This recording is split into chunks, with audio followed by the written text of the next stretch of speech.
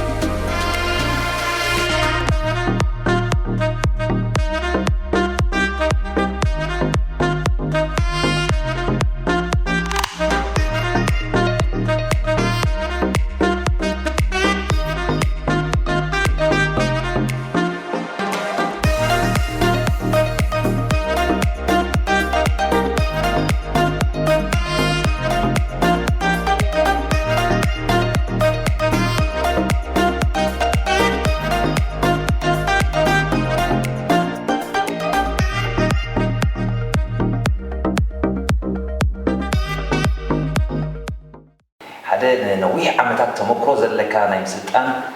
نحنت كانتا كتقول لها خلها مالسي أنا ولا حجي بزي أنا كجمجم أقول له أبو خسارة هو يسمع النتي كانتا ولا نتي أفكار سبورتون كم زي واحد هو يسمع زي ما عرف لي كده يقولون نتقول وزي جي تم زملكتهم ويتاتكالدي ويتي كانتا يزنوا لسمبر أنا خمسي هو ليك لني أنا كنتا كانتا عوتا دلي بطعمي زحمم مالت كانتاتي لخمين يراس اسمرا مولو فلطاي قلق تكون كلها بطعمي زحمم اسمعني زين نحن راي ابتن شمونت غزي تخاتاتالي شدشت غزي وسيله هو يزور يرتا هو حجي ابزيك تشلمات تعطو زكع نجر انتاي تي مسترت هو مستر عوت ناي غانتاتي له بفلي كبل زغل انا كاب خالد غانتاتات كمان فلي زريو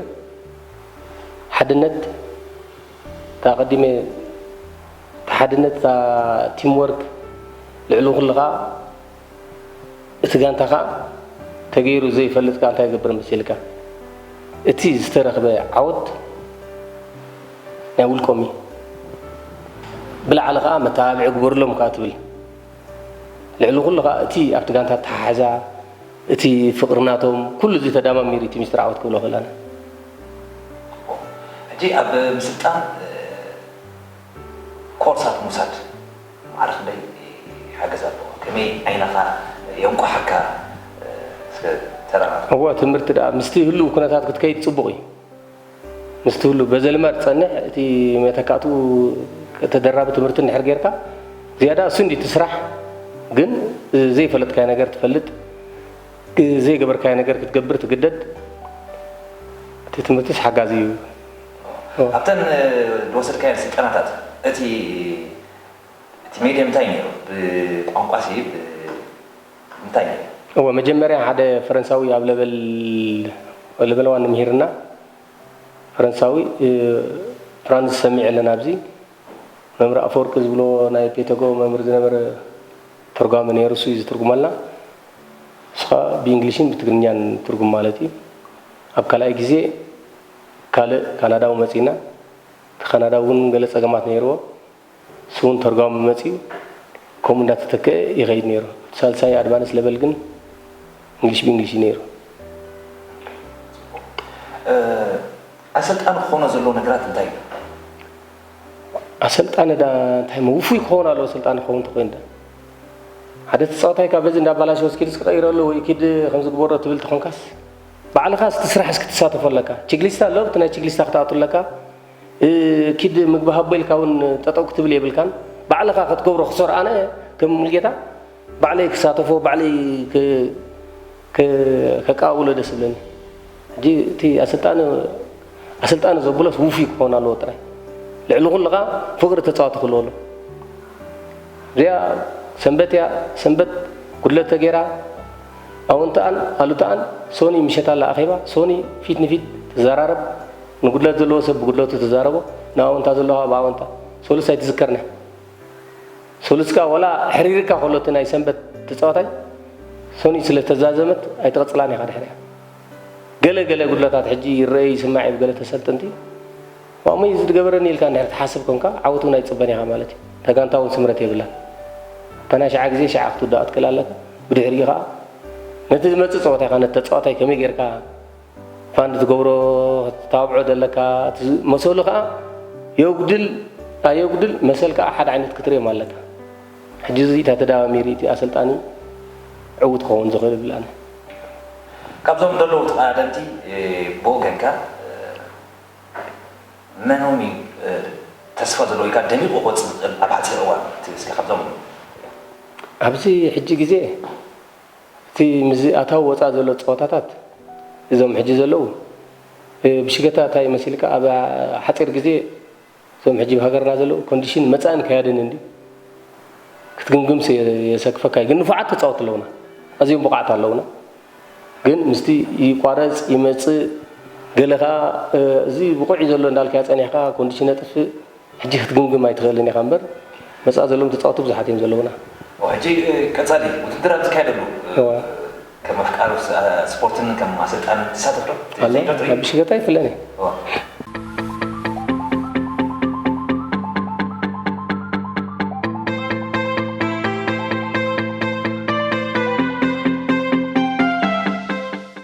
كبرات خاتلتي رأي انترتينمنت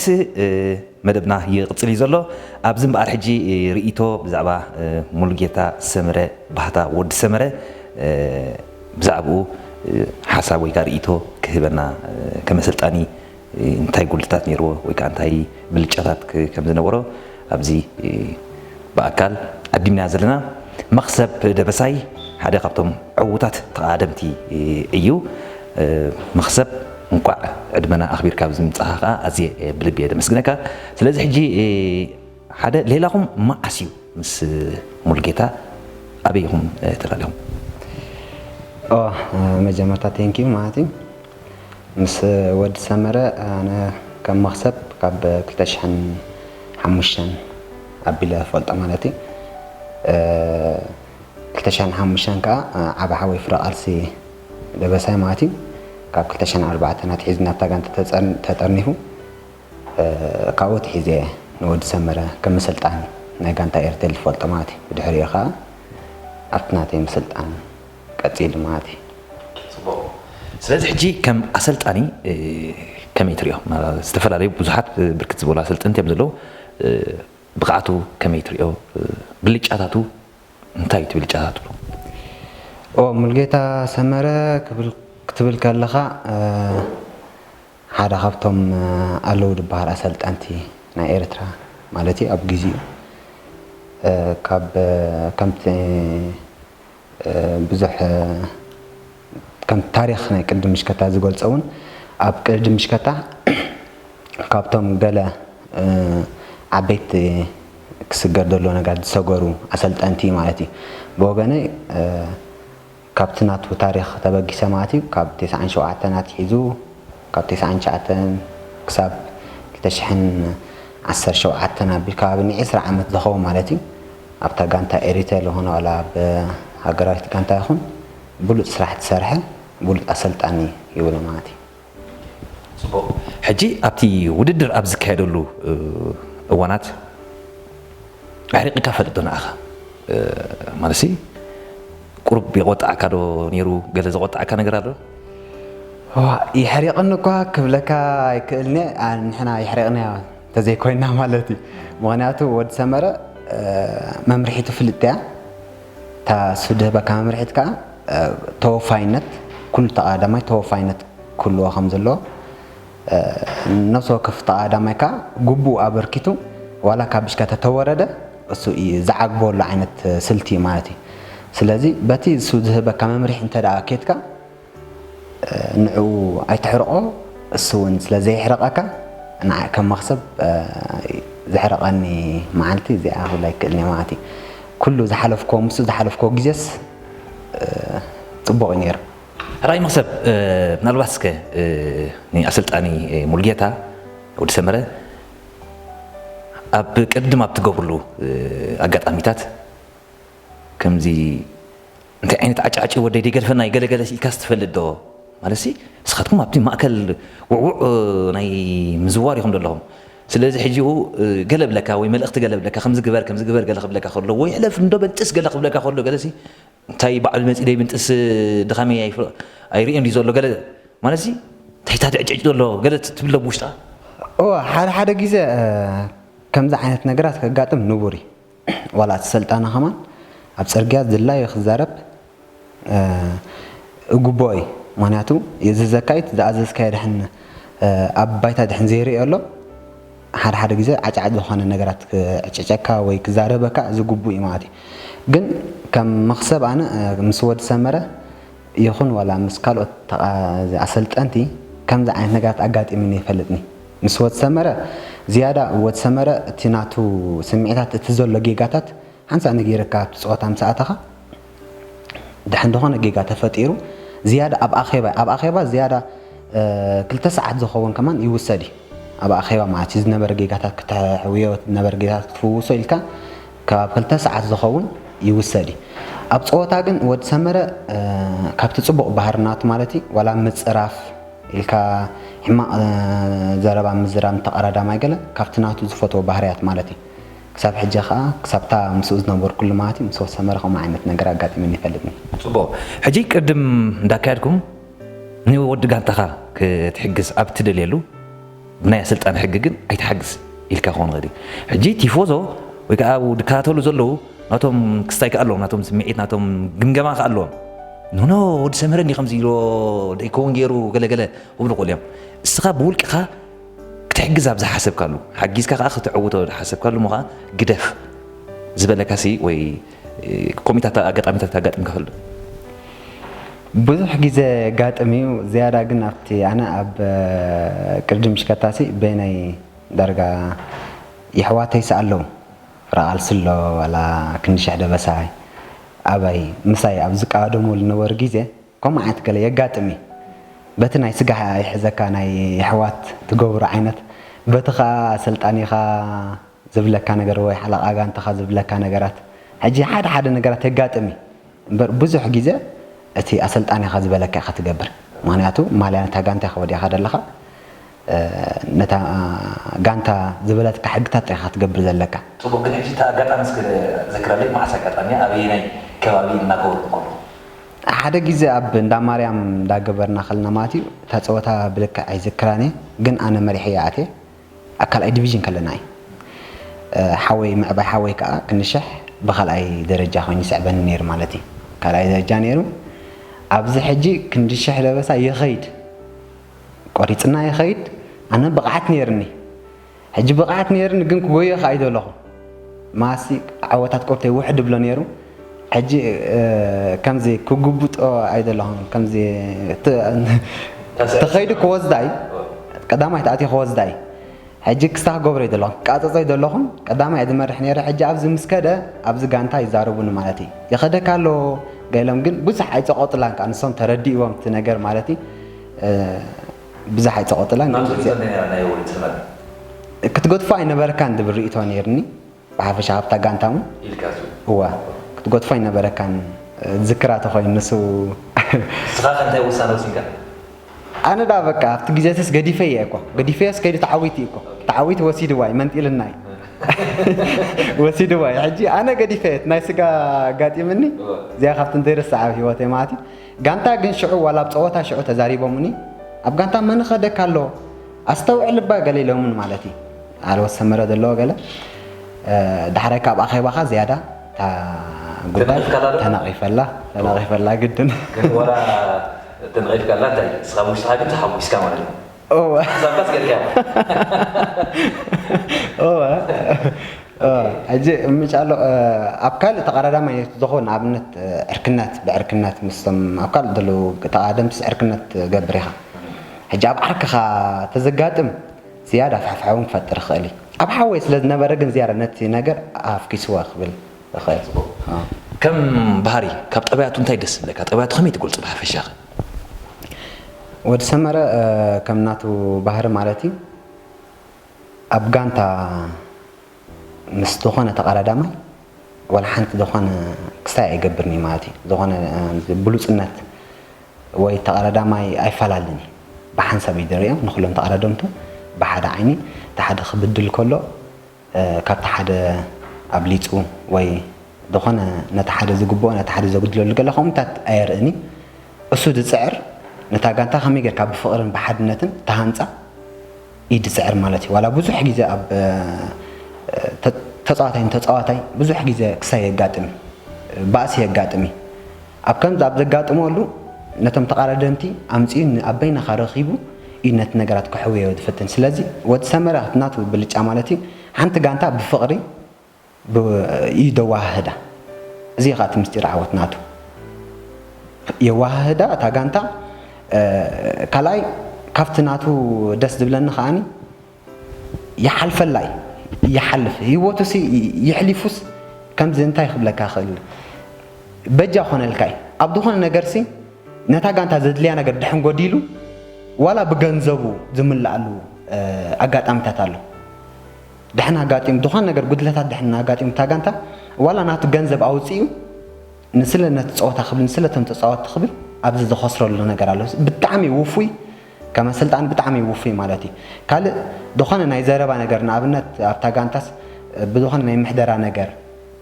ካብቶም ላዕለዎት ኣካላት ዝጎደል ነገር ዝያዳ ኣብዚ ናቱ ብልጫ ኣለዎ ማለት እዩ ዝያዳ ምስኦም ተዘራሪቡ እቲ ነገር ንኽፍታሕ ኣብዚ ዓብቲ ልዑል እንደኾነ ተራ ኣለዎ ማለት እዩ ስለዚ ከም ኣሰልጣኒ ብቑዕ ኣሰልጣኒ ኢልካ ዶ ትገልፆ ብኣይ ወገን ብቑዕ ምክንያቱ ኣነ ፍርያት ናቱ እየ ምክንያቱ ኣነ ካብ ህፃንነት እየ ትሒዘ ዝፈልጦ ወዲ 15 ዓመት ከሎ ኸይድ ፈልጦ ኣነ 2000 ዋላ ሳልሳይ ዲቪዥን ኣትሒዝ ዝከታተለኒ ነይሩ ኣነ ሳልሳይ ዲቪዥን ክዕወት ከለኹሲ ፍረቓልሲ ኣብዚኣ ካልኣይ ዲቪዥን ነይሩ ብዛ ጋንታ ማለት እዩ ተቐረዳማይ ካልኣይ ዲቪዥን ነይሩ ብኽሪ ሓወይ ብኡ ገይሩ ይከታተለኒ ነይሩ ማለት እዩ ስለዚ ሕጂ ወዲ ሰመረ ኣብታ ጋንታ እቲ ናይ ምስልጣን ስራሕ ርጋ እንሰሓይብሉ ኣሎ ወይ እውን ቆሪፅዎ ኣሎ መስለኒ ስለዚ ሕጂ ምጉዳል ናቱ ዘይምህላው ከም ኣሰልጣኒ እንታይ ዓይነት ሃዋፍ ክፍጠር ክእል ትብለስከ ሃዋፍ መሊእ እዩ ምክንያቱ በዓል ወዲ ሰመረሲ ብዙሕ ነገራት እዩ ንፈልጦ ምክንያቱ ቅድም ሽከታሲ ካብ 97 ናት ሒዙ ባዕሌና ዘካዳስ ክዕወቱ ከለዉ ከም ስልጣኒ ዝሰርሕ ነበረ ኣሰልጣንሲ ኣብዚ ሕጂ ግዜ ሕሰቦ ናይ ክንደይ ዓመት ተመክሮ እዩ ነቲ ቅድም ሽከታ ዝጠፍኦ ደሎ ማለት እዩ ናይ ክንደይ ዓመት ተመክሮ ምስ ጋንታ ኤርቴል ከዓ እሞ ሂወቱ ሙሉእ ዳርጋ ሰሪሑ ሕጂ ሓንቲ ጋንታ እንታይ የድልያ ብሓፂሩስ ሙሉእ ተመክሮ እዩ ዘለዎ እሶም ክጎድሉ ከለዉ ከዓ እረኣየካ ይሩኡ እዩ ጉድለት ዝረኣየካ ኣብነት ቴለ ክትብል ከለካ ጋንታ ኤርቴልሲ ኣብቲ ግዜ በዓል ወዲ ሰመረ ዝነበሩ ግዜን ኣብዚ ግዜ ዘን ከተረኣያ ከለካ ዓብዲ ፍሊ ደሎ ማለት እዩ ካብ ተፃወቲ ሒዝካ ኩሉ ብዙሕ ነገራት ፍሊ ኣሎ ማለት እዩ ስለዚ በዓል ወዲ ሰመረ ክጎድሉ ከለዉ ናይ ብሓቂ ብዙሕ ነገር እዩ ዝጎድል ፅልዋስ ኣለዎ ነቲ ቅድም ሽከታ ስለዚ ሕጂ ካልኦት ኣሰልጠንቲ ካብ ወዲ ሰመረ ክቐስሞ ዘለዎም ነገራት እንታይ ኣሎ ክቐስሞ ዘለዎም ነገራት ብዙሕ እዩ ምክንያቱ ሙልጌታ ወዲ ሰመረሲ እቲ ተመክሮ ኣለዎ ወዲ ሰመረ ኣሰልጠንቲ ብዙሓት ኣሰልጠንቲ ከዓ ካብኡ ክቐስሞ ዘለዎም ነገራት ኣሎ ማለት እዩ ሓደ እቲ ጋንታ ብኸመይ ከም ተሃንፃ እሱ ዝያዳ ተመክሮ ኣለዎ እንታይ ተመክሮ ከዓኒ ተፃወቲ ጋንታ ሓንቲ ጋንታ ብተፃወቲ እያ ተቐውም እቶም ተፃወቲ ከዓ ንኣምነ ንድሕዶም ፍቕሪ ተዘይብሎም ተወፋይነት ተዘይብሎም ንኣብነት ኣነ ኣለኹ ካልእ ወዲ ጋንታ ድሕን ሜሮን ኣማንኤል ኣሎ ኣብታ ሜሮን ኣማንኤል ዓወት ዘድልየሉ ግዜ ኣነ ተወፍየ ተዘይሰሪሐሉ ፅባሕ ንግሆ ኣነ ዓወት ኣብታ ኣነ ክዕወተሉ ዝደሊ መድረኽ ማለት እዩ ሜሮን ንዓይ ተወፍየ ኣይሰርሓለይኒ ስለዚ እታ ጋንታ ሃደሽደሽ ትብላላ ማለት እዩ ኣምነ ንሕዳ ጥምረት የብላን ስለዚ ከምኡ እንዳልካኻ ብዙሕ ዓወታት ትኸስር ስለዚ ወዲ ሰመረ ነዚ ሃኒፁ እታ ጋንታ ኤሪቴል ካብታ ተመሳሰላ ግዜ ማለት እዩ ክሳብዛ ዘላታ ግዜ እዚ ናይ በዓል ወዲ ሰመረ ሰረት ዝገበሩ ደንፅፎ እታ ጋንታ እዩ ነታ ጋንታ ሳብ ሒዳ ኸይዳ ዘሎ ማለት እዩ ስለዚ ብዙሓት ኣሰልጠንቲ ክመሃሩሉ ዘለዎ ነገር እዚ ሓንቲ ጋንታ ሓድነት ናይ ተፃወታ ኣገዳሲ ምዃኑ ራይ ምናልባት ሰባት ነቶም ዝተዓወቱ ሰባት ነቶም ተቃዳደምቲ ንኦም ዝያዳ ኣተክሮ ዝግበር ዋላ ብደረጃ ሚድያ ዋላ ድሕሪኻ እውን ከምኡ እዩ ነቶም ዝተዓወቱ የምፅዎም ኣገዳስነት ናይ ሓደ ኣሰልጣኒ ህላወ ንሓንቲ ጋንታ ማዕረ ክንደይ እዩ ኣሰልጣኒ ደረጃኡስ ከመይ ማለት ኣገዳስነት ናይ ኣሰልጣኒ ከመይ ትገልጾ ኣገዳስነት ናይ ኣሰልጣኒ ማለት ኣብ ዝኾነ ዓይነት ስፖርት ማለት እዩ ኣሰልጣኒ ሓደ ደፋእ ነገር ፑሽ ዝገብሮ ነቲ ተፃዋታይ ኣሰልጣኒ ሞራል ኣብ ዘውደቐሉ ሞራል ዝህቦ ኣሰልጣኒ ዋላ ተጋጊዩ ከሎ ነቲ ጌጉ ሸፊኑ ኣብ ጎኑ ዝኸውን ኣሰልጣኒ ስለዚ ኣሰልጣኒ ክትብል ከለኻ ንሓንቲ ጋንታ ከም ሞተር ኮይኑ ዘኺዳ እዩ ስለዚ ተራ ናይ ኣሰልጣኒ ኣብ ዝኾነ ዓይነት ጋንታ ማለት እዩ ፍሉይነት ኣለዎ ብፍላይ ከዓ ኣብ ቅድድም ሽከታ ክትብል ከለኻ ሞ ኣብ ቅድድም ሽከታ ብዙሕ ነገራት ይድዓምም ሓደ ሰልጣኒ ብዙሕ ስራሕ እዩ ዘለዎ ስለዚ በዚ መንፅር ሙልጌታ ሰመረ ወዲ ሰመረ ብፍላይ ኣብዘን ኣብ ደገ ኸይዱ ዓወታት ዘመዝገቦ ስም ሃገርና ከፀውዖ ዝኽኣለሲ ህላወናቱ ሲ ኣበርክትኡ ከም ዓንዲ ኮይኑ ነይሩ ዶ ክንብሎ ንኽእል ብርግፅ ዓንዲ ጥራይ ዘይኮነሲ ነታ ጋንታስ ደጊፉ ኣብ ዓወት ዘብፅሐ ኣሰልጣን ብፍላይ ኣብቲ ኣነ ምስኡ ኣብ ዝገሽኩሉ 2014 ኣብ ዙር ኣልጀርያ ማለት እዩ ንግራውንድ ቱር ዙር ኣልጀርያ ዝብል ግራውንድ ቱር ኣልጀርያ 2014 23 መድረኽ ኸይዱ ኣብዚ 23 መድረኽ ብ6 ተቃዳደምቲ ኢና ተሳቲፍና ካልኦት ሃገራት ኣማራፅታት ነይርወን ገሊአን ኣብቲ ሓንቲ ቱር ኣፃዊተን 3 ተቃዳደምቲ የትርፋ 3 ተቃዳደምቲ ሓደሽቲ የምፅኡ ከምሳት ነይሮም ንሕና ግን ብ6 ተቃዳደምቲና ከይድና ን23 መዓልቲ ከዓኒ ብ6 ተቃዳደምቲ ወዲእና ሕጂ ወዲ ሰመረ ኣብዚ ኣሰልጣን ኣብ ዝነበረሉ ግዜ ኣነ ይብል እንድዒ መስለንን ወዲ ሰመረ ኣብቲ ግዜቲ ዝተፃወቶ ተራ ዓብ ተራ እዩ ነይሩ ተፃወተ ኣብ ምእላይ ቀንዲ ተፃወተ ኣብ ምእላይ ማለት እዩ ተዓወት እቲ ኮንዲሽን ናይቶም ተፃወቲ ሙሉእ እዩ ነይሩ ናቱ ተራ ዝነበረ ተፃወቲ ድኻም ኣሎ መግቢ 23 መዓልቲ ዳርጋ ወርሒ ይበሎ ቀሊል ኣይኮነን ሕጂ ኣብዚ እቲ ኣሰልጣኒ ዝተፃወቶ ተራ ማለት እዩ ንተፃወቲ ኣለይ መለይ ኣብ ምባል ዝተፃወቶ ተራ ቀሊል ኣይኮነን ካብኡ ዝተላዕለኻ እታ ጋንታ እዚ ዘይበሃል ዓወታት ኣብ ቅድም ሽከታ ሃገርና ኸማን ዳርጋ ኣነ ከም ዝርዳእኒ ካልኢት ቢጫ ማልያ ዘምፀ ኣሰልጣኒ ሙልጌታ ሰመረ እዩ ካልኢት ቢጫ ማልያ ከም ኣሰልጣኒ ኮይኑ ንሃገራዊት ጋንታ ኤርትራ ዘምፀላ ሙልጌታ ሰመረ እዩ ቀዳማይ ሙሴ ኣስሄልኒ ኣብ 2012 ኣብ ኣልጀርያ እዩ ኸማን ካልኢት ቢጫ ማልያ ብሃገር ደረጃ ተዓወትና ኣለኻ I think ዳንኤል እንበር ኣሎ ዳንኤል ኣሎ ሳልሳይ ደረጃ ሳልሳይ ቢጫ ማልያ ዘምፀ እዩ ሙልጌታ ሰመረ ስለዚ ዓብ ተራ እዩ ዘለዎ ስለዚ ኣብ ውልቃዊ ክስታይካ ምስ ንመፅእ መክሰብ ደበሳይ ብዘይካቲ ኣብ ስፖርት ወይ ከዓ ብቅድድም ብሽክለታ ዘርአኻዮ ዓወትን ዘመዝገብካዮ ብልጫታትን ብትግሃት ሰሪሕኻ ተሰሚርካ ዘለኻ ኣብቲ ማሕበራዊ ኩነታት እውን ብፍላይ ኣብ ሳዕስዒት ኣብ ትፈቲኻ ብፍላይ ከዓ ከበሮ ምህራም ርክዲም ምባል ትፈቲኻ እዮም ብልኻ ሞ ከመይ ከበሮ ተወቃዕኻ እዮም ምናልባት ኣብ እንዳማርያም እስካቶ ወቂዒ ተበለኻ ሓቂ ክኸውን ይኽእል ካልእ ከበሮ ግን ናይ ሳዕስዒት ወኒ ግን ይብል ከም ሰማዕኮ እንዲኣ ንኽሪኤካ ነይርኒ እንዲ ኣብ ብፍላይ ኣብቲ ድርብ ስብራ ኣብኡ ከበሮ ተፃውታ ኢኻ እዮም ብልኻ ኣይተላገፅና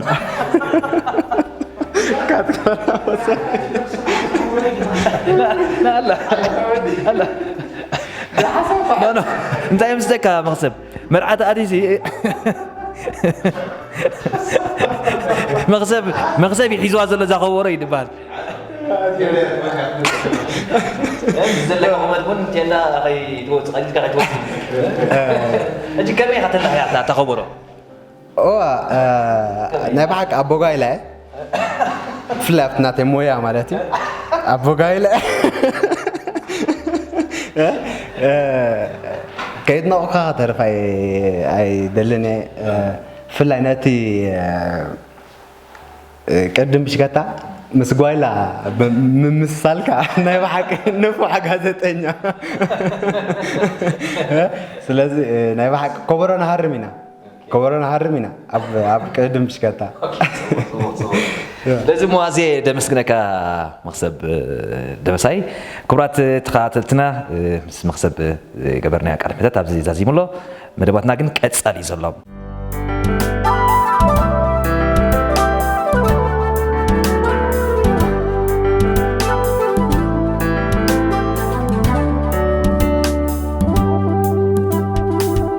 رائي انترتينمنت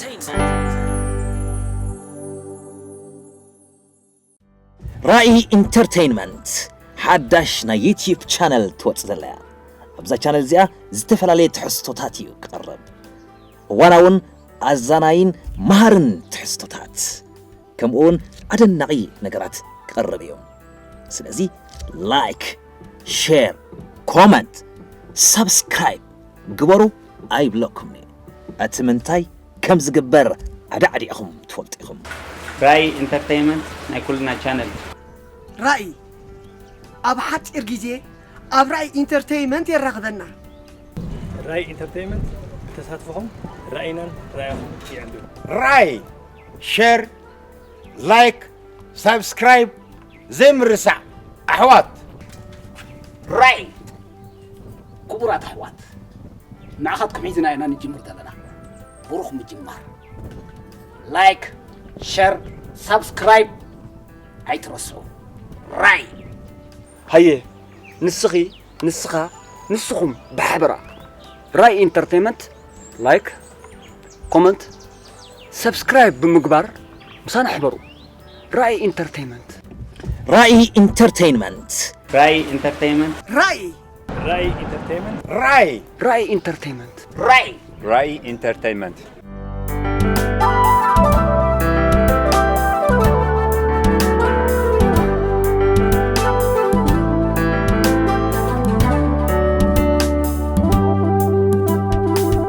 رائي انترتينمنت